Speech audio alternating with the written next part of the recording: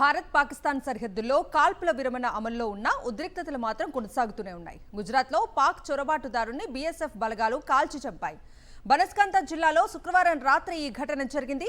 అర్ధరాత్రి వేళ పాకిస్తాన్కు చెందిన ఒక వ్యక్తి భారత్లోకి చొరబడేందుకు యత్నించాడు.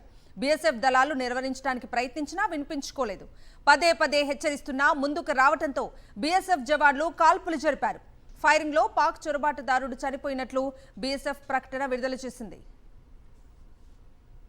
భారత్ పాకిస్తాన్ సరిహద్దుల్లో కాల్పుల విరమణ అమల్లో ఉన్న ఉద్రిక్తతలు మాత్రం కొనసాగుతూనే ఉన్నాయి. గుజరాత్లో పాక్ చొరబాటుదారుని బీఎస్ఎఫ్ బలగాలు కాల్చి చంపాయి. బనస్కాంత జిల్లాలో శుక్రవారం రాత్రి ఈ ఘటన జరిగింది. అర్ధరాత్రి వేళ పాకిస్తాన్కు చెందిన ఒక వ్యక్తి భారత్లోకి చొరబడేందుకు యత్నించాడు.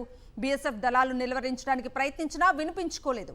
పదే పదే హెచ్చరిస్తున్నా ముందుకు రావడంతో బీఎస్ఎఫ్ జవాన్లు కాల్పులు జరిపారు. ఫైరింగ్లో పాక్ చొరబాటుదారుడు చనిపోయినట్లు బీఎస్ఎఫ్ ప్రకటన విడుదల చేసింది.